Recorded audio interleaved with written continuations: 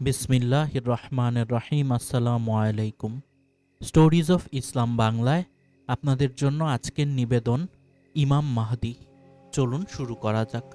সহি হাদিসের বিবরণ থেকে অবগত হওয়া যায়, আখেরি জামানায় ইমাম মাহদির আত্মপ্রকাশ কিয়ামতের সর্বপ্রথম বড় আলামত।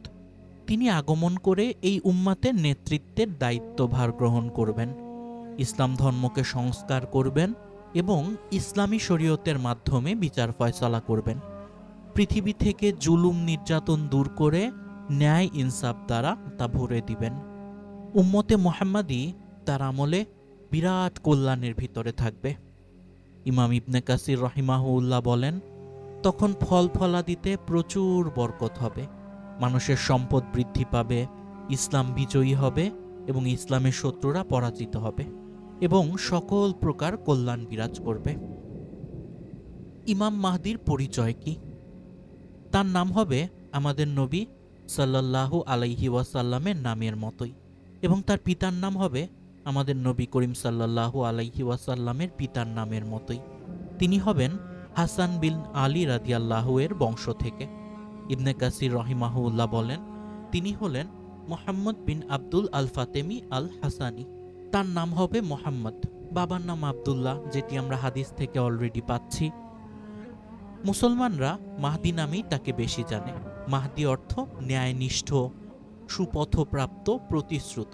পৃথিবীতে এসে তিনি ন্যায় প্রতিষ্ঠা করবেন, শান্তির হাওয়া বয়ে দেবেন, দূর করবেন অন্যায় ও জুলুমের খড়গ।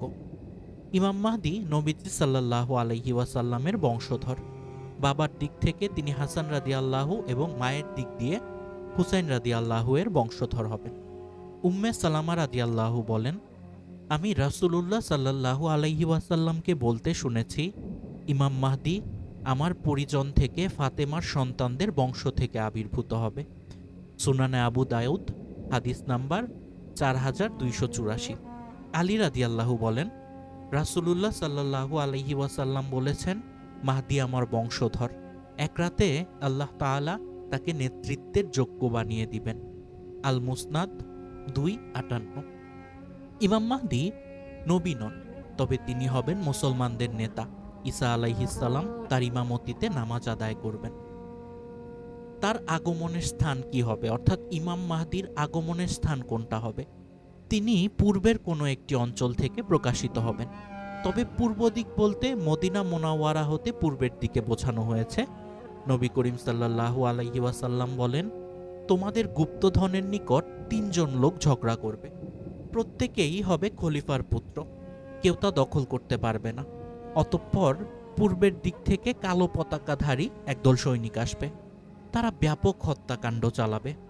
হাদিসের বর্ণনাকারী বলেন, এরপর নবী করিম সাল্লাল্লাহু আলাইহি ওয়াসাল্লাম এমন কিছু বিষয়ের কথা বর্ণনা করলেন যা আমি স্মরণ করতে পারিনি। তোমরা যখন তাদেরকে দেখতে পাবে, তখন তাদের নেতা হবে, নেতার হাতে বাইয়াত হবে।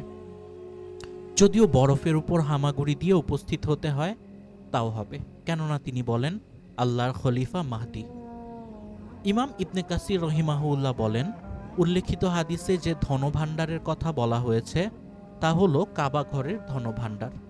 3 জন খলিফার পুত্র তা দখল করার জন্য ঝগড়া করবে, কেউ তা দখল করতে পারবে না। সর্বশেষ আখিরি জমানায় পূর্বের কোনো একটি দেশ হতে মাহদি আগমন করবেন। মূর্খ শিয়ারা সামেরার গর্ত হতে ইমাম মাহদি বের হওয়ার যে দাবি করে তা সম্পূর্ণ মিথ্যা। তারা আরও দাবি করে যে তিনি গর্তের মাঝে লুকায়িত আছেন। শিয়াদের একটি দল প্রতিদিন সে গর্তের কাছে দাঁড়িয়ে অপেক্ষা করে। এ ধরনের আরও অনেক হাস্যকর কাল্পনিক ঘটনা বর্ণিত আছে। এ সমস্ত কথার পক্ষে কোনো দলিল নেই, বরং কোরআন, হাদিস এবং বিবেক বহির্ভূত কথা এগুলো। তিনি আরও বলেন, পূর্বাঞ্চলের লোকেরা তাকে সাহায্য করবে এবং তার শাসনকে সমর্থন করবে। তারা কালো পতাকাধারী হবেন। মোট কথা, আখিরি জমানায় পূর্বদেশ হতে তার বের হওয়ার সত্য। কাবা ঘরের পাশে তার জন্য বায়াত করা হবে। এবার চলুন ইমাম মাহদির আগমনের যেসব দলিল আমরা পাই, যেগুলো অথেন্টিক হাদিস আমরা পাই, সেগুলো একটু দেখার চেষ্টা করি। ইমাম মাহদির আগমনের ব্যাপারে অনেক সহিহ হাদিস রয়েছে। কোনো কোনো হাদিসে প্রকাশ্যভাবে তার নাম উল্লেখ আছে, আবার কোনো কোনো হাদিসে তার গুণাগুণ উল্লেখিত রয়েছে। তার আগমন সত্য হওয়ার জন্য এ সমস্ত হাদিসই যথেষ্ট। আবু সাইদ খুদরি রাদিয়াল্লাহু নবী করিম সাল্লাল্লাহু আলাইহি ওয়াসাল্লাম থেকে বর্ণনা করেন, আখিরি জমানায় আমার উম্মতের ভিতরে মাহদির আগমন ঘটবে। তার শাসনকালে আকাশ থেকে প্রচুর বৃষ্টিপাত হবে, জমিন প্রচুর ফসল উৎপন্ন করবে। তিনি মানুষের মাঝে সমানভাবে প্রচুর সম্পদ বিতরণ করবেন। গৃহপালিত পশুর সংখ্যা বৃদ্ধি পাবে এবং উম্মাতে মুহাম্মাদির সম্মান বৃদ্ধি পাবে। তিনি 7 বছর কিংবা 8 বছর জীবিত থাকবেন। আরেকটি হাদিস দেখি চলুন। আবু সাইদ খুদরি রাদিয়াল্লাহু হতে আরও বর্ণিত আছে, নবী করিম সাল্লাল্লাহু আলাইহি ওয়াসাল্লাম বলেন, আমি তোমাদেরকে মাহদির আগমন সম্পর্কে সুসংবাদ দিচ্ছি। মানুষেরা যখন মতবিরোধে লিপ্ত হবে তখন তিনি প্রেরিত হবেন। পৃথিবী হতে জুলুম নির্যাতন দূর করে ন্যায় ইনসাফ দ্বারা তা ভরে দিবেন। আসমান জমিনের সকল অধিবাসী তার উপর সন্তুষ্ট হবেন। তিনি মানুষের মাঝে সমানভাবে প্রচুর সম্পদ বিতরণ করবেন। আরেকটি হাদিসে নবী করিম সাল্লাল্লাহু আলাইহি ওয়াসাল্লাম বলেন, মাহদি আসবেন আমার বংশধর হতে। তার কপাল হবে উজ্জ্বল এবং নাক হবে উঁচু। পৃথিবী হতে জুলুম নির্যাতন দূর করে দিয়ে ন্যায় ইনসাফ দ্বারা তা ভরে দিবেন তিনি। 7 বছর পর্যন্ত তিনি রাজত্ব করবেন। উম্মে সালামা রাদিয়াল্লাহু বলেন, আমি রাসূলুল্লাহ সাল্লাল্লাহু আলাইহি ওয়াসাল্লামকে বলতে শুনেছি, মাহদির আগমন হবে আমার পরিবারের ফাতেমার বংশধর থেকে। জাবের রাদিয়াল্লাহু বলেন, রাসূলুল্লাহ সাল্লাল্লাহু আলাইহি ওয়াসাল্লাম বলেছেন, ঈসা আলাইহিস সালাম যখন অবতরণ করবেন তখন মুসলমানদের আমির তাকে বলবেন, আসুন আমাদের নামাজের ইমামতি করুন। ঈসা আলাইহিস সালাম বলবেন, বরং তোমাদের আমির তোমাদের মধ্য হতেই এবং উম্মাতের সম্মানের কারণেই তিনি এ মন্তব্য করবেন। ইমাম ইবনুল কাইয়্যিম আল মানারুল মুনিফ গ্রন্থে উক্ত হাদিসটি বর্ণনা করেছেন। যেই আমিরের ইমামতিতে মুসলমানগণ নামাজ পড়বেন তিনি তার নামও উল্লেখ করেছেন, আর তিনি হলেন মাহদি। এই হাদিস সম্পর্কে ইবনুল কাইয়্যিম বলেন, হাদিসের সনদ খুব ভালো। আবু সাইদ খুদরি রাদিয়াল্লাহু রাসূলুল্লাহ সাল্লাল্লাহু আলাইহি ওয়াসাল্লাম থেকে বর্ণনা করেছেন, ঈসা ইবনে মারিয়াম যেই ইমামের পিছনে নামাজ পড়বেন তিনি হবেন আমাদের মধ্যে হতে। নবী করিম সাল্লাল্লাহু আলাইহি ওয়াসাল্লাম আরেকটি হাদিসে বলেন, ততদিন দুনিয়া ধ্বংস হবে না যতদিন না আমার পরিবারের একজন লোক আরবদের বাদশাহ হবেন। তার নাম হবে আমার নামে এবং তার পিতার নাম হবে আমার পিতার নামের অনুরূপ, অর্থাৎ তার নাম হবে মুহাম্মদ বিন আবদুল্লাহ। উম্মে সালামা রাদিয়াল্লাহু বলেন, নবী করিম সাল্লাল্লাহু আলাইহি ওয়াসাল্লাম বলেছেন, কাবা ঘরের পাশে একজন লোক আশ্রয় নিবে, তার বিরুদ্ধে একদল সৈনিক প্রেরণ করা হবে। সৈন্যরা যখন বায়দা নামক স্থানে পৌঁছবে তখন জমিন তাদেরকে গ্রাস করে ফেলবে। উম্মে সালামা বলেন, আমি রাসূলুল্লাহ সাল্লাল্লাহু আলাইহি ওয়াসাল্লামকে জিজ্ঞেস করলাম, অপছন্দ সত্ত্বেও যারা তাদের সাথে যাবে তাদের অবস্থা কি হবে? উত্তরে নবী করিম সাল্লাল্লাহু আলাইহি ওয়াসাল্লাম বললেন, তাকে সহ জমিন ধসে যাবে, তাকে সহ জমিন ধসে যাবে, তবে কিয়ামতের দিন সে আপন নিয়াতের উপরে পুনরুত্থিত হবে। হাফসা রাদিয়াল্লাহু থেকে বর্ণিত, রাসূলুল্লাহ সাল্লাল্লাহু আলাইহি ওয়াসাল্লাম বলেন, অচিরেই এই ঘরেই অর্থাৎ কাবা ঘরের পাশে একদল লোক আশ্রয় গ্রহণ করবে। শত্রুর সাথে মোকাবিলা করার মতো তাদের কোনো উল্লেখযোগ্য সৈনিক কিংবা অস্ত্রশস্ত্র বা প্রস্তুতি থাকবে না। তাদেরকে হত্যা করার জন্য একদল সৈনিক প্রেরণ করা হবে। সৈন্যরা যখন বায়দা নামক স্থানে পৌঁছবে তখন জমিন তাদেরকে গ্রাস করে ফেলবে। আয়েশা রাদিয়াল্লাহু আরেকটি হাদিসে বলছেন, একদা রাসূলুল্লাহ সাল্লাল্লাহু আলাইহি ওয়াসাল্লাম ঘুমের ঘোরে এলোমেলো কিছু কাজ করলেন। আয়েশা রাদিয়াল্লাহু বলেন, জাগ্রত হলে আমরা তাকে বললাম, ঘুমের মধ্যে আপনি আজ এমন কিছু কাজ করেছেন যা অতীতে কখনো করেননি। তিনি বললেন, আমার উম্মতের একদল লোক কাবার পাশে আশ্রয় গ্রহণকারী কুরাইশ বংশের একজন লোকের বিরুদ্ধে যুদ্ধ করার উদ্দেশ্যে রওনা হবে। তারা যখন বায়দা নামক স্থানে পৌঁছবে তখন তাদেরকে নিয়ে জমিন ধসে যাবে। আমরা বললাম, হে আল্লাহর রাসূল, তখন তো রাস্তায় বিভিন্ন ধরনের লোক থাকবে। নবী করিম সাল্লাল্লাহু আলাইহি ওয়াসাল্লাম বললেন, তাদের ভেতর এমন লোক থাকবে যারা নিজেদেরকে গুমরা জেনেও বের হবে, কাউকে বল প্রয়োগ করে আনা হবে এবং তাদের মধ্যে মুসাফিরও থাকবে। তারা সকলেই ধ্বংস হয়ে যাবে, তবে সকলেই আল্লাহ তাআলা তাদের সকলকেই নিয়তের উপর পুনরুত্থিত করবেন। তাদেরকে নিয়তের উপর পুনরুত্থিত করার অর্থ তাদের কেউ জান্নাতে যাবে, আবার কেউ জাহান্নামে প্রবেশ করবে। যারা নিজেদের ভ্রান্ত জেনেও উক্ত ইমামের বিরুদ্ধে যুদ্ধ করতে বের হবে তারা হবে জাহান্নামী, আর যাদেরকে বাধ্য করে আনা হবে তাদের কোনো অপরাধ হবে না। এমনইভাবে পথিক ও পার্শ্ববর্তী স্থানের লোকেরাও উক্ত ভূমিধস থেকে রেহাই পাবে না, কিন্তু সকল শ্রেণীর লোক নিজ নিজ আমল নিয়ে পুনরুত্থিত হবে। উপরের 3টি হাদিস থেকে জানা গেল যে লোক কাবার প্রান্তে আশ্রয় গ্রহণ করবেন তিনি হবেন কোরাইশ বংশের অন্তর্ভুক্ত। তিনি আল্লাহর সাহায্য প্রাপ্ত হবেন এবং তার শত্রুদেরকে ভূমিধসের মাধ্যমে ধ্বংস করবেন। এবার চলুন দেখি যে বুখারী ও মুসলিম শরীফে ইমাম মাহদী সম্পর্কে আরও কিছু গুরুত্বপূর্ণ হাদিস আছে, সেগুলো একটু দেখার চেষ্টা করি। নবী করিম সাল্লাল্লাহু আলাইহি ওয়াসাল্লাম বলেন, সেদিন কেমন হবে তোমাদের অবস্থা যেদিন তোমাদের মধ্যে ঈসা ইবনে মারিয়াম নেমে আসবেন এবং তোমাদের মধ্য হতেই একজন ঈমান হবেন, অর্থাৎ তোমাদের সাথে জামাতে শরিক হয়ে ঈসা আলাইহিস সালাম তোমাদের ইমামের পিছনে নামাজ আদায় করবেন। জাবের রাদিয়াল্লাহু বলেন, আমি রাসূলুল্লাহ সাল্লাল্লাহু আলাইহি ওয়াসাল্লামকে বলতে শুনেছি, আমার উম্মতের একটি দল হকের উপর বিজয়ী থেকে কিয়ামত পর্যন্ত লড়াই করতে থাকবে। অতঃপর ঈসা ইবনে মারিয়াম অবতরণ করবেন। তাকে দেখে মুসলমানদের আমির বলবেন, আসুন আমাদেরকে নিয়ে নামাজের ইমামতি করুন।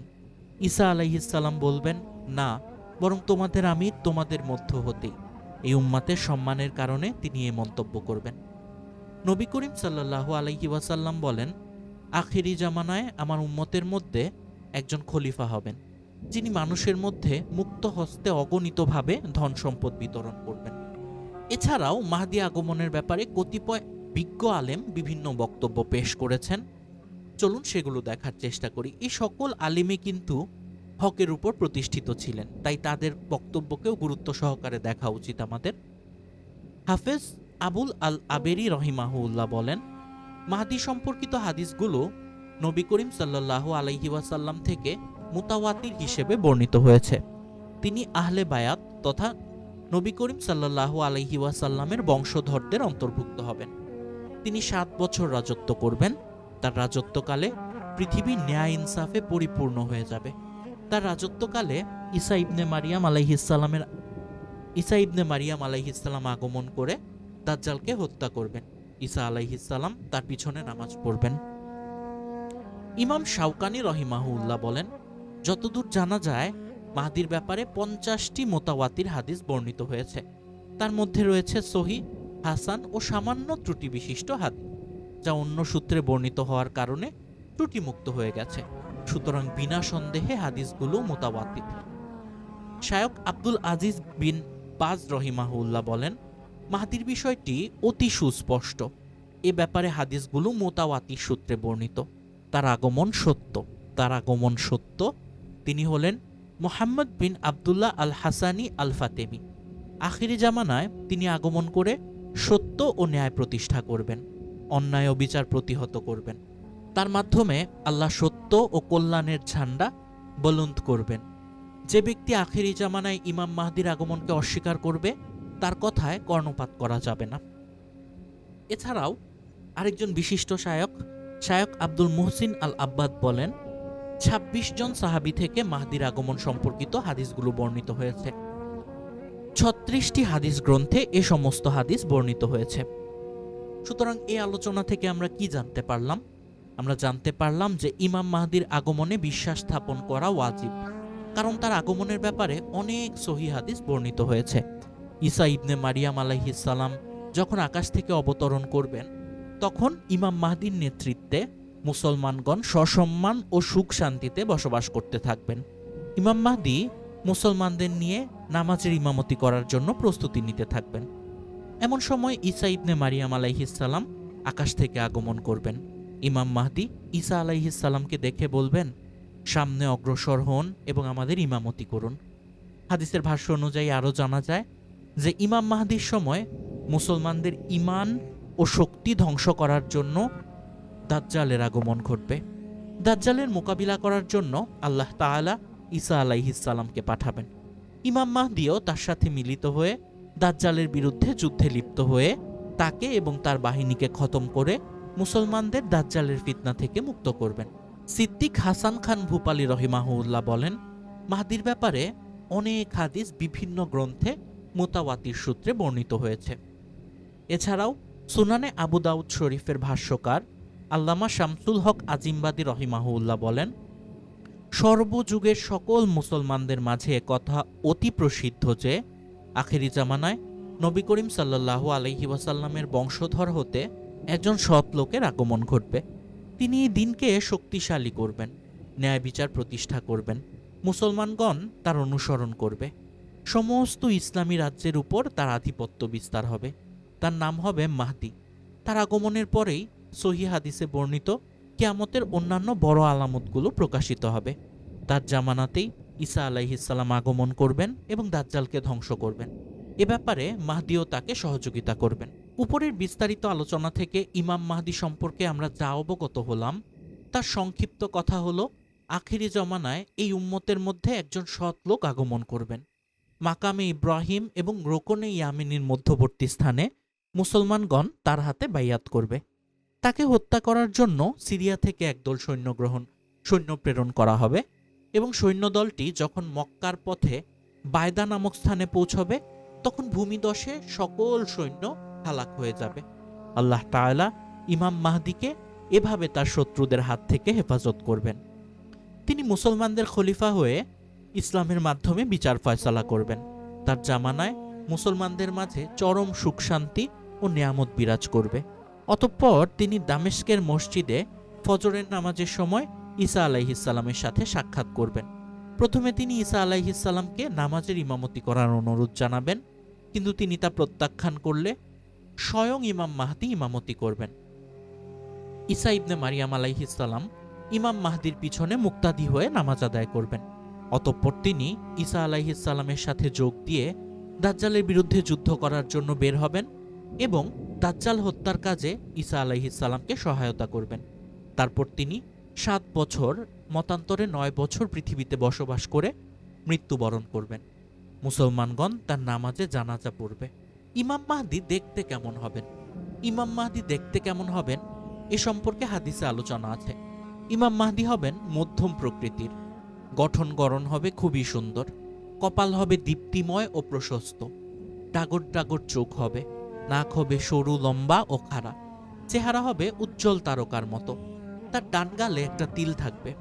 আবু সাঈদ খুদরি রাদিয়াল্লাহু বলেন, রাসূলুল্লাহ সাল্লাল্লাহু আলাইহি ওয়াসাল্লাম বলেছেন, মাহদি আমার বংশধর, উজ্জ্বল ললাট ও নত নাসিকা বিশিষ্ট, অর্থাৎ দীর্ঘ নাক তথা অগ্রভাগে কিছুটা সরু এবং মধ্যভাগ কিছুটা স্ফীত, একেবারে চ্যাপ্টা নয়।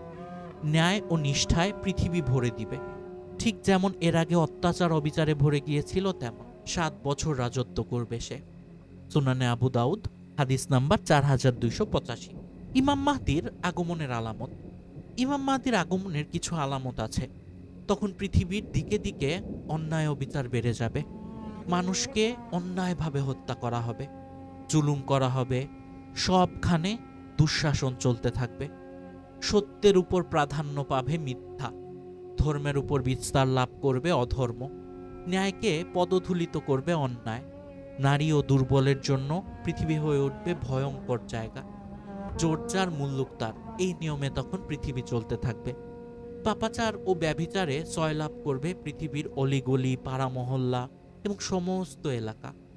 হত্যা, লুটতরাজ ও যুদ্ধে ক্লান্ত হয়ে পড়বে বড় বড় জাতি এবং বিভিন্ন বড় বড় দেশ। সে সময় পৃথিবীতে ন্যায় ও নিষ্ঠার মশাল নিয়ে আগমন করবেন ইমাম মাহদি। ইমাম মাহদির আগমনের ফলে পৃথিবীতে বরকত নেমে আসবে। ইমাম মাহদি শেষ সময়ে পৃথিবীতে আসবেন। তার আগমনে উম্মতে মুহাম্মাদির সম্মান বাড়বে।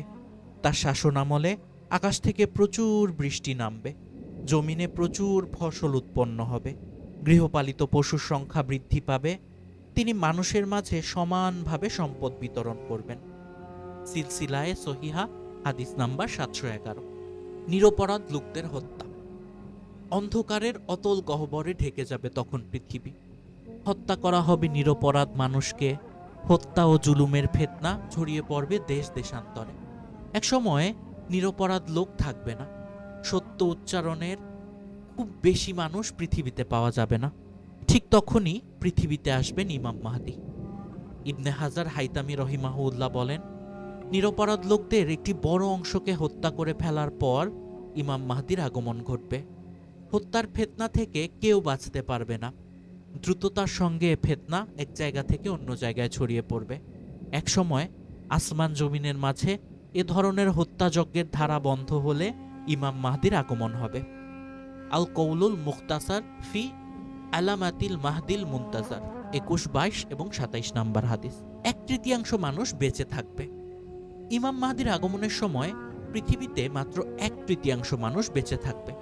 আলী রাদিয়াল্লাহু বলেন, ইমাম মাহদীর আগমনের আগে পৃথিবীর 1/3 মানুষকে হত্যা করা হবে।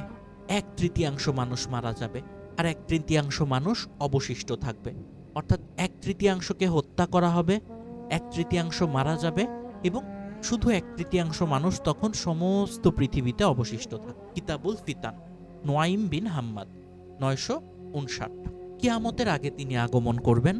রাসূলুল্লাহ সাল্লাল্লাহু আলাইহি ওয়াসাল্লাম বলছেন, পৃথিবীর জীবন সায়ান্নে যদি একটি মাত্র দিন অবশিষ্ট থাকে, তবে সে দিনটিকে আল্লাহ তাআলা দীর্ঘ করে আমার পরিবারস্থ একজন ব্যক্তিকে প্রেরণ করবেন। তার নাম আমার নাম এবং তার পিতার নাম আমার পিতার নামের মতো হবে। সুনানে তিরমিজি, হাদিস 2230। ঈসা আলাইহিসসালাম তখন পৃথিবীতে আসবেন। ইমাম মাহদীর সময় পৃথিবীতে ঈসা আলাইহিসসালামের আগমন হবে। তিনি ইমাম মাহদীর পেছনে ফজরের নামাজ আদায় করবেন। আবু হুরায়রা রাদিয়াল্লাহু থেকে বর্ণিত, রাসূলুল্লাহ সাল্লাল্লাহু আলাইহি ওয়াসাল্লাম বলেছেন, কেমন হবে যখন তোমাদের মাঝে মরিয়মের ছেলে ঈসা আলাইহিসসালাম অবতরণ করে তোমাদেরই একজনের পেছনে ফজরের নামাজ আদায় করবেন। সহিহ মুসলিমের হাদিস নাম্বার 409। ইসলামী বিশেষজ্ঞরা বলেন, ইমাম হবেন ইমাম মাহদী। ফিলিস্তিন এবং ইমাম মাহদী। ইমাম মাহদী রাজত্বের শেষ দিকে মুসলিমদের নিয়ে মসজিদুল আকসায় আশ্রয় নেবেন। বাইরে দাজ্জাল ইহুদিদের নিয়ে তাদের হত্যা করার জন্য বন্দী করে রাখবে। অন্যদিকে মুসলমানরাও দাজ্জালের সঙ্গে যুদ্ধের জন্য প্রস্তুত হবে। এরই মধ্যে ঈসা আলাইহিসসালাম দামেশকে আগমন করে মুমিনদের রক্ষা করতে ফিলিস্তিনে রওনা হবেন। সুনানে তিরমিজি, হাদিস নাম্বার 2240। এবার চলুন দেখে নেওয়া যাক ইমাম মাহদীকে মেনে নিতে আমাদের নবীজি সাল্লাল্লাহু আলাইহি ওয়াসাল্লাম কি নির্দেশনা দিয়েছেন। রাসূলুল্লাহ সাল্লাল্লাহু আলাইহি ওয়াসাল্লাম বলেছেন, তোমাদের রত্ন ভাণ্ডারের অর্থাৎ কাবার কাছে 3 জন খলিফার সন্তান যুদ্ধ করতে থাকবে। কেউই দখলে সফল হবে না। প্রাচ্য থেকে একদল কালো পতাকাবাহী লোক এসে তোমাদের কাছে নেতৃত্ব চাইবে, কিন্তু তখনকার নেতৃস্থানীয়রা তাদের হাতে ক্ষমতা হস্তান্তর করতে অস্বীকার করবে। ফলে তারা যুদ্ধ করবে। যুদ্ধে তাদের অর্থাৎ আল্লাহর পক্ষ থেকে সাহায্য করা হবে। তারা তোমাদেরকে এমনভাবে হত্যা করবে যেমনটি এর আগে কেউ কখনো করেনি। অতএব তারা বিজয়ী হবে। অতঃপর তাদের নেতৃত্ব দেয়া হবে, কিন্তু এবার তারা তা গ্রহণ না করে আবার পরিবারস্থ এক লোকের হাতে সোপর্দ করে দেবে, যে জমিনকে ন্যায় ইনসাফে ভরে দিবে।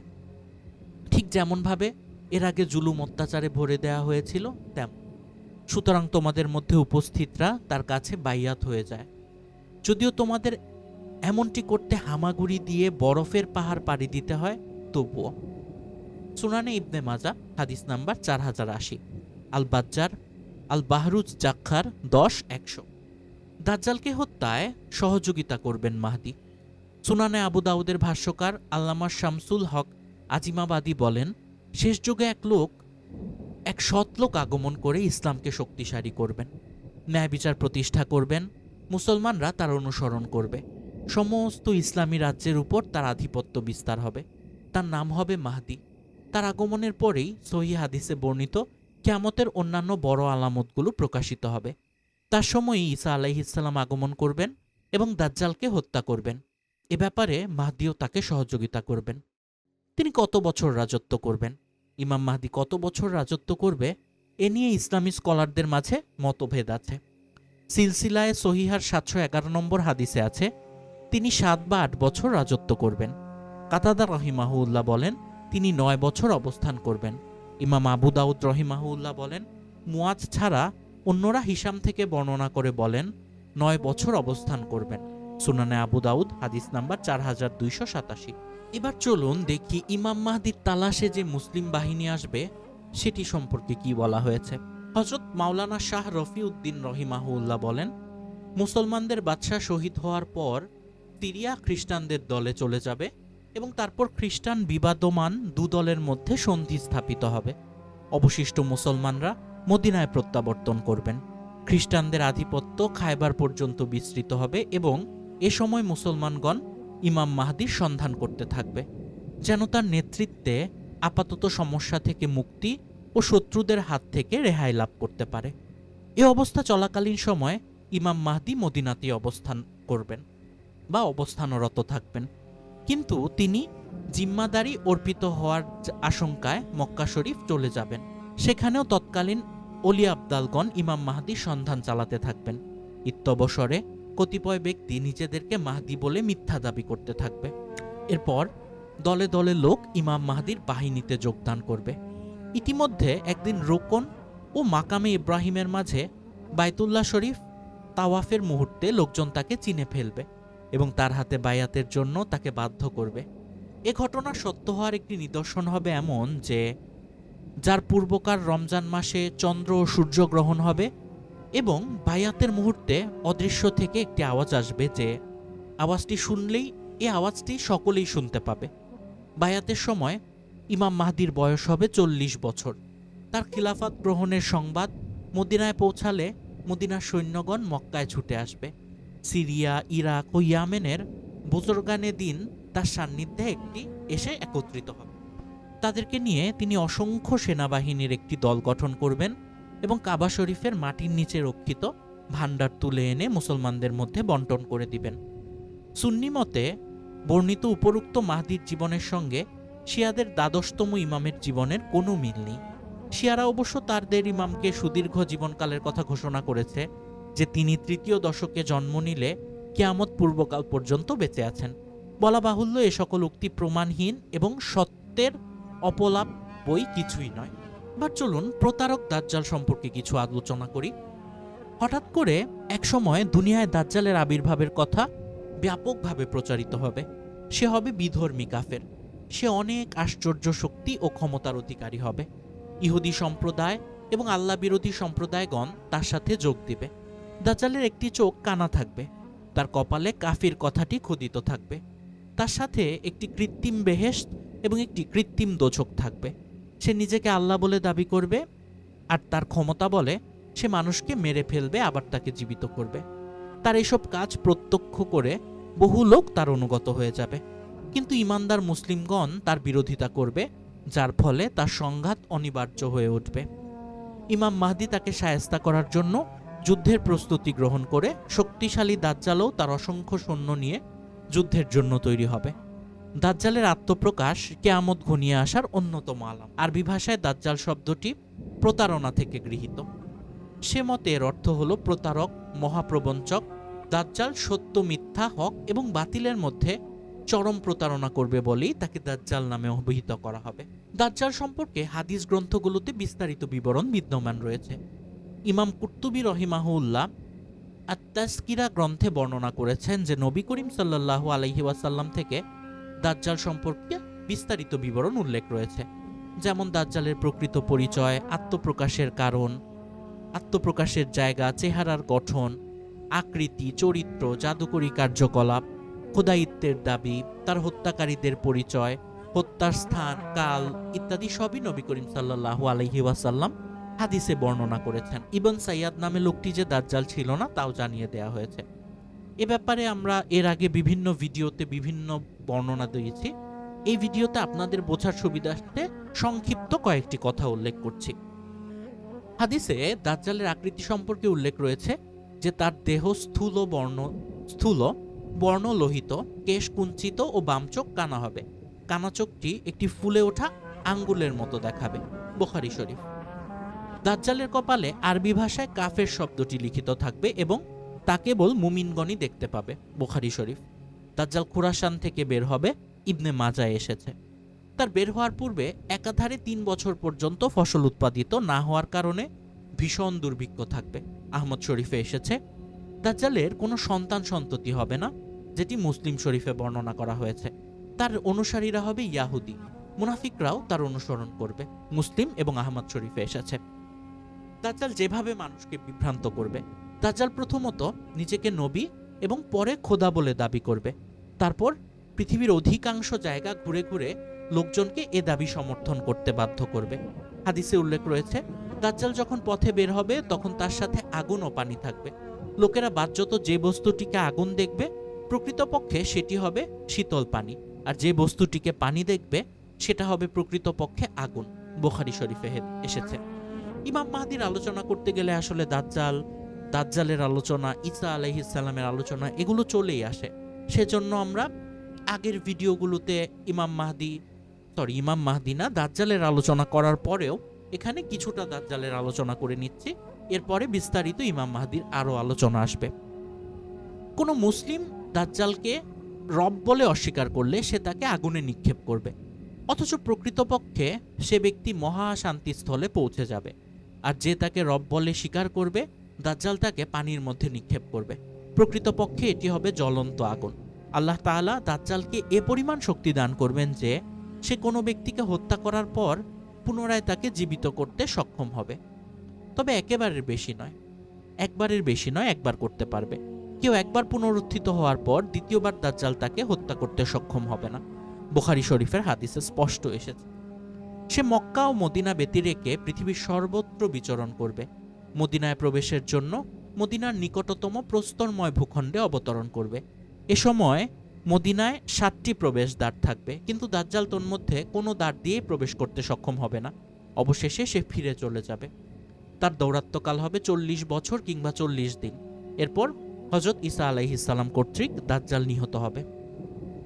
হযরত ঈসা আলাইহিস সালামের পৃথিবীতে অবতরণের স্থান, কাল এবং সময়। ইমাম মাহদির সাথে দাজ্জালের যুদ্ধ যখন আসন্ন হবে, ঠিক এমন সময়ে হযরত ঈসা আলাইহিস সালাম বাইতুল মুকাদ্দেসে আসরের সময় অবতীর্ণ হবেন এবং তিনি ইমাম মাহদির সাথে মিলিত হবেন। ওদিকে দাজ্জাল তার বিপুল সংখ্যক সৈন্য নিয়ে মুসলমানদের বিরুদ্ধে যুদ্ধ অভিযান করবে। মুসলমানগণ এর মোকাবিলায় প্রস্তুত থাকবে। তারা দাজ্জাল বাহিনীর মোকাবিলায় অগ্রসর হতে থাকবে। উভয় পক্ষ ঘোরতর যুদ্ধ শুরু হবে। যুদ্ধে দাজ্জাল হযরত ঈসা আলাইহিস সালামের হাতে নিহত হয়ে মুসলমানদের বিজয় সূচিত হবে। এরপর ইমাম মাহদি অল্প কিছুদিন জীবিত থাকবেন। তার মৃত্যুর পর ঈসা আলাইহিস সালাম মুসলিম সাম্রাজ্যের অধিপতি হবেন। অনেক বছর ধরে তিনি শান্তি ও শৃঙ্খলার সাথে দেশ শাসন করবেন। সব লোক আল্লাহর ইবাদতে এবং সৎ কাজে মশগুল হবে। হযরত ঈসা আলাইহিস সালামের মৃত্যুর পর ধীরে ধীরে লোকজন আবার অসৎ পথ অবলম্বন করবে এবং আল্লাহকে ভুলে যাবে। দেশে পাপের বন্যা প্রবাহিত হতে থাকবে। ধর্মভীরু লোকজন আবার নানা দিক থেকে অতিষ্ঠ এবং বিপদগ্রস্ত হয়ে পড়বে। হযরত ঈসা আলাইহিস সালামের অবতরণ প্রসঙ্গে মাওলানা শাহ রফিউদ্দিন রহিমাহুল্লাহ লিখেন, দাজ্জাল দামেশকে পৌঁছানোর পূর্বেই ইমাম মাহদি সেখানে পৌঁছে যাবেন। তিনি দাজ্জালের সাথে যুদ্ধের জন্য প্রয়োজনীয় প্রস্তুতি গ্রহণ করতে থাকবেন। এ অবস্থায় একদিন আসরের নামাজের আজান হলে লোকজন নামাজের প্রস্তুতি নিতে থাকবেন। এমন সময় হযরত ঈসা আলাইহিস সালাম দুজন ফেরেশতার কাঁধে ভর করে আকাশ থেকে অবতরণ করবেন এবং জামি মসজিদের পূর্ব মিনারে দাঁড়িয়ে সিঁড়ি দেওয়ার জন্য ডাকতে থাকবেন। তখন সিঁড়ির ব্যবস্থা করা হবে। তিনি নিচে অবতরণ করে ইমাম মাহদি আলাইহিস সালামের সঙ্গে সাক্ষাৎ করবেন। ইমাম মাহদি অত্যন্ত আদব ও বিনয়ের সাথে তাকে নামাজের জন্য ইমামতি করতে অনুরোধ করবেন। তখন হযরত ঈসা আলাইহিস সালাম বলবেন, না, ইমামত আপনাকেই করতে হবে। আল্লাহ তাআলা এ সম্মান শুধু আপনাকেই দিয়েছেন। তারপর ইমাম মাহদি আলাইহিস সালাম নামাজ পড়াবেন, আর হযরত ঈসা আলাইহিস সালাম একজন মুক্তাদি হিসেবে তার পিছনে নামাজ আদায় করবেন। নামাজ শেষে ইমাম মাহদি হযরত ঈসা আলাইহিস সালামকে বলবেন, হে আল্লাহর নবী, সৈন্য পরিচালনার ভার আপনার উপর অর্পিত থাকলো, আপনি নিজ ইচ্ছা মতো সমাধা করুন। তিনি বলবেন, সেনাবাহিনী পরিচালনার দায়িত্ব আপনাকেই পালন করতে হবে। আমি শুধু দাজ্জালকেই নিপাত করতে এসেছি, কারণ তার মৃত্যু আমার হাতেই নির্ধারিত। আলামাতে কিয়ামত। হযরত ঈসা আলাইহিস সালামকে চেনার কিছু নিদর্শন। মুসনাদে আহমেদ গ্রন্থে হযরত ঈসা আলাইহিস সালামকে চেনার কিছু নিদর্শনের কথা উল্লেখ রয়েছে। তিনি মধ্যম আকৃতির এবং গৌর বর্ণের হবেন। শরীরে লালচে দুটো চাদর জড়ানো থাকবে। দেখতে তাকে এমন দেখাবে যেন তিনি এইমাত্র গোসল করে বের হয়েছেন। এবার চলুন দেখি যে হযরত ঈসা আলাইহিস সালাম সম্পর্কে খ্রিস্টানদের যে বিভিন্ন ভ্রান্ত ধারণা রয়েছে সেগুলো একটু আমরা বাস্ট করার চেষ্টা করি। চলুন। হযরত ঈসা আলাইহিস সালাম আল্লাহর বান্দা ও অন্যতম উলুল আজম পয়গম্বর। আল্লাহর অপার কুদরতের নিদর্শন স্বরূপ পিতাবিহীন জন্ম হয় তার। পৃথিবীতে তিনি নির্ধারিত সময় অবস্থান করেন, এরপর তাকে জীবিত অবস্থায় সশরীরে আসমানে তুলে নেওয়া হয়। তার মৃত্যু হয়নি। কিয়ামতের প্রাক্কালে উম্মতে মুহাম্মাদী হিসেবে পুনরায় তিনি আগমন করবেন। দাজ্জালকে হত্যা করা এবং রাষ্ট্র পরিচালনা সহ আরও অনেক গুরুত্বপূর্ণ কাজ সম্পাদনের পর তিনি স্বাভাবিক অবস্থায় ইন্তেকাল করবেন। কোরআন ও সহিহ হাদিসের আলোকে হযরত ঈসা আলাইহিস সালাম সম্পর্কে এ অভিমত সুস্পষ্ট, কিন্তু ইয়াহুদী ও খ্রিস্টান সমাজে এ বিষয়ে চরম ভ্রান্তি বিদ্যমান। ঈসা আলাইহিস সালাম সম্পর্কে ইয়াহুদী সম্প্রদায়ের ধারণা। ইয়াহুদীরা হযরত ঈসা আলাইহিস সালাম সম্পর্কে খুবই হীন ধারণা পোষণ করে। তার নবী হওয়া এবং প্রতীক্ষিত মাসিহ হওয়াকে ইয়াহুদীরা বিশ্বাস করে না। তিনি বনি ইসরাইল সমাজ সংস্কার কাজ শুরু করলে ইয়াহুদীরা স্বার্থবাদী শ্রেণী তাকে অস্বীকার করে। তাদের এ ধারণা সম্পূর্ণ ভ্রান্ত। কোরআন মাজিদে ইরশাদ হয়েছে, হে কিতাবীগণ, তোমরা দ্বীনের ব্যাপারে বাড়াবাড়ি করো না এবং আল্লাহ সম্পর্কে সত্য ব্যতীত বলো না। নিঃসন্দেহে ঈসা ইবনে মারিয়াম হলেন প্রতীক্ষিত মাসিহ। তিনি আল্লাহর রাসূল ও তার বাণী, যা তিনি মারিয়ামের নিকট প্রেরণ করেছিলেন এবং তার আদেশ। সুতরাং তোমরা আল্লাহ ও তার রাসূলগণের ঈমান আনো। সূরা নিসা আয়াত 171। ঈসা আলাইহিস সালামকে হত্যার জন্য ইহুদিদের ষড়যন্ত্র। ইহুদিদের স্বার্থান্বেষী দলটি তখন হযরত ঈসা আলাইহিস সালামের বিরুদ্ধাচরণ করে এবং রোমের গভর্নরের সাহায্য নিয়ে হত্যার ষড়যন্ত্রে লিপ্ত হয়। এমতাবস্থায় আল্লাহ তাকে তুলে নেন। কিন্তু ইয়াহুদীদের দাবি হলো তারা ঈসা আলাইহিস সালামকে হত্যা করেছে। তাদের এ দাবি ভিত্তিহীন ও সম্পূর্ণ মিথ্যা। কোরআন শরীফে ইরশাদ হয়েছে, ইয়াহুদীরা তাকে হত্যা করেনি এবং ক্রুশবিদ্ধও করেনি, কিন্তু তাদের এরূপ বিভ্রম হয়েছিল। যারা তার ব্যাপারে মতভেদ করেছিল তারা নিশ্চয়ই এ সম্বন্ধে সংশয়যুক্ত ছিল। এ সম্বন্ধে অনুমানের অনুসরণ ব্যতীত তাদের কোনো জ্ঞানই ছিল না। এটা নিশ্চিত যে তারা তাকে হত্যা করেনি, বরং আল্লাহ তাকে তার নিকট তুলে নিয়েছেন। সূরা নিসা আয়াত 157। তবে ইয়াহুদীদের মধ্যে যারা সত্যপরায়ণ ও সত্যপ্রিয় ছিল তারা হযরত ঈসা আলাইহিস সালামের উপর ঈমান আনে এবং তাকে সকল কাজে আন্তরিকভাবে সাহায্য করে। পবিত্র কোরআনে তাদেরকে হাওয়ারি বলে উল্লেখ করা হয়েছে। ইয়াহুদীদের ষড়যন্ত্র ও হযরত ঈসা আলাইহিস সালামের আসমানে উঠে যাওয়ার পর এ দলটিও নানা রকম ভ্রান্ত আকীদার শিকার হয়। হযরত ঈসা আলাইহিস সালাম আল্লাহর পুত্র নন, এ ব্যাপারটিও কিন্তু ক্লিয়ার হয়ে যাওয়া অত্যন্ত জরুরি। এবার চলুন ইমাম মাহদী ও ঈসা আলাইহিস সালাম কর্তৃক দাজ্জাল বাহিনীর উপর সারাশি আক্রমণ কিরূপ হবে সেটি আমরা একটু দেখার চেষ্টা করি। হযরত শাহ রফিউদ্দিন রাহিমাহুল্লাহ তার আলামতে কিয়ামত গ্রন্থে নিম্নোক্তভাবে বর্ণনা করেছেন। যেমন, আসমান থেকে অবতরণের পর ইমাম মাহদী ও হযরত ঈসা আলাইহিস সালাম দাজ্জাল বাহিনীর উপর আক্রমণ চালাবেন। ভীষণ ও ভয়ানক যুদ্ধ হবে সেটি। অবশেষে লুদ্দা নামক স্থানে হযরত ঈসা আলাইহিস সালাম কর্তৃক দাজ্জাল নিহত হবে। দাজ্জালের সমর্থক ইয়াহুদীরা তখন মুসলিম বাহিনীর হাত থেকে রক্ষা পাওয়ার সকল চেষ্টা করেও ব্যর্থ হবে। এমনকি ইয়াহুদীরা রাতে কোনো বৃক্ষ কিংবা পাথরের আড়ালে লুকানোর চেষ্টা করলে সে জড়বস্তুও উচ্চ স্বরে আওয়াজ দিয়ে ইয়াহুদীদের ধরিয়ে দিবে। দাজ্জালের দৌরাত্ম্য খতম হওয়ার পর হযরত ঈসা আলাইহিস সালাম ও ইমাম মাহদী আলাইহিস সালাম বিভিন্ন অত্যাচারে কবলিত এলাকা ভ্রমণ করবেন এবং লোকজনকে আখিরাতের উন্নতি, সফলতা ও সাওয়াবের সুসংবাদ দিবেন। ক্ষতিগ্রস্ত লোকজনকে বৈষয়িক সাহায্য দিয়ে অবস্থার উন্নতি সাধন করবেন। হযরত ঈসা আলাইহিস সালাম শূকর বধ করবেন এবং ক্রুশ ধ্বংস করবেন। তিনি কাফিরদের কাছ থেকে কোনো কর গ্রহণ করবেন না। ইমাম মাহদী আলাইহিস সালাম কয়েক বছর পর ইন্তেকাল করলে হযরত ঈসা আলাইহিস সালাম স্বাভাবিক অবস্থায় ওফাত লাভ করবেন। ইয়াজুজ মাজুজ নামক দুটি অত্যাচারী গোত্রের আবির্ভাব। কিয়ামত নিকটবর্তী হওয়ার পর এবং কিয়ামত নিকটবর্তী হওয়ার অপর একটি বড় আলামত হলো পৃথিবীতে ইয়াজুজ মাজুজ নামক দুটি চরম অত্যাচারী গোত্রের বহিঃপ্রকাশ ঘটবে।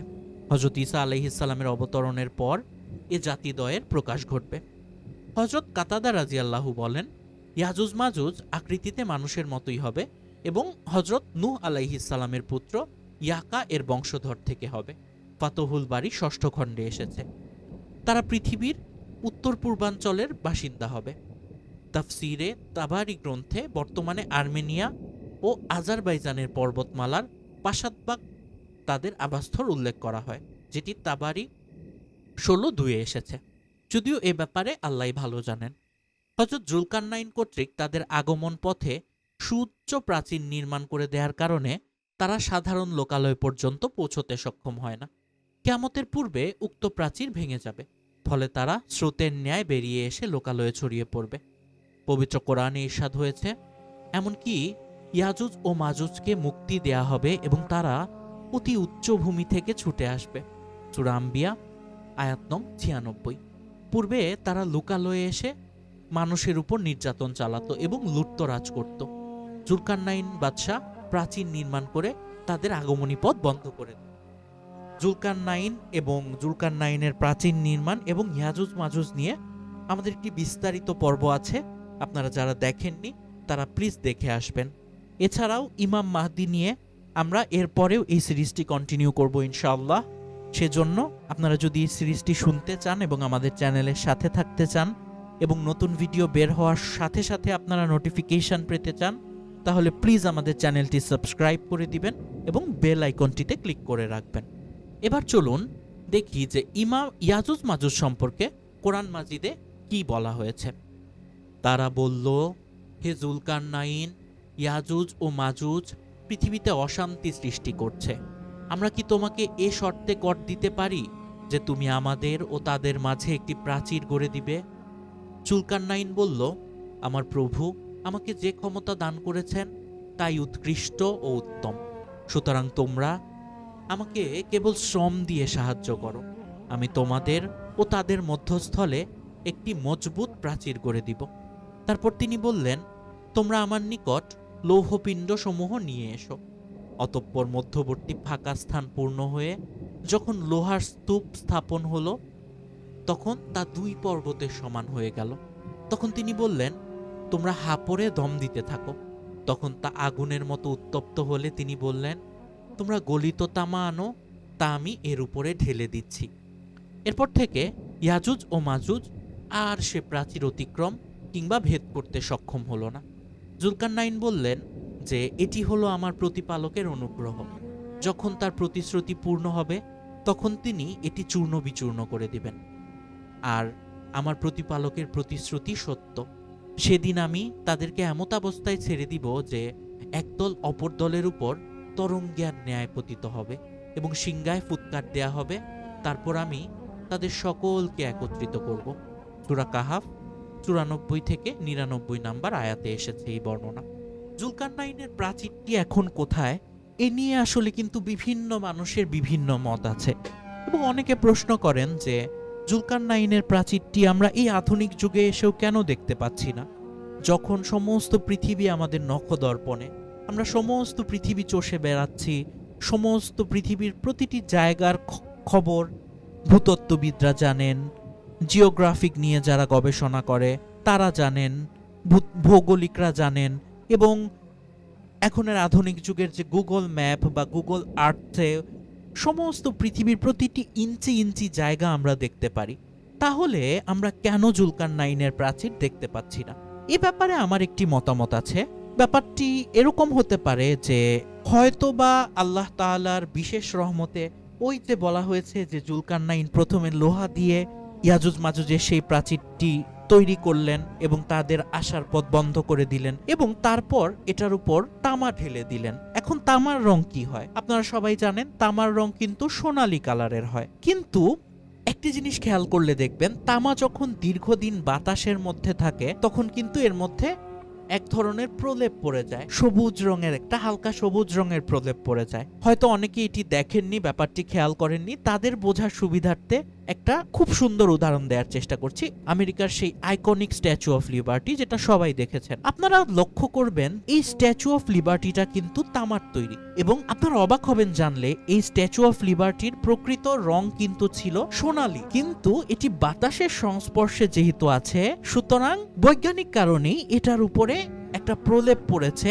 রাসায়নিক বিক্রিয়ার কারণে, এবং সেই প্রলেপের কারণে স্ট্যাচু অফ লিবার্টিটা কিন্তু সবুজ রঙের হয়ে গেছে। তাহলে প্রিয় ভাই ও বোনেরা, এটা কি হতে পারে না ইয়াজুজ মাজুজের জন্য জুলকারনাইন যে প্রাচীরটি নির্মাণ করেছিলেন সেটি তামার দ্বারা নির্মিত বলে এটির উপরে একটি প্রলেপ পড়ে গেছে এবং সবুজ হয়ে গেছে।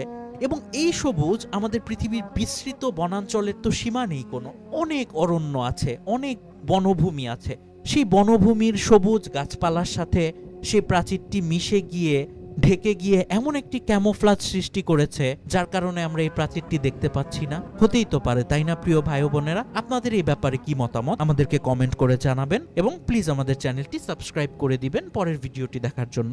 সবাই ভালো থাকবেন, সুস্থ থাকবেন। আসসালামু আলাইকুম।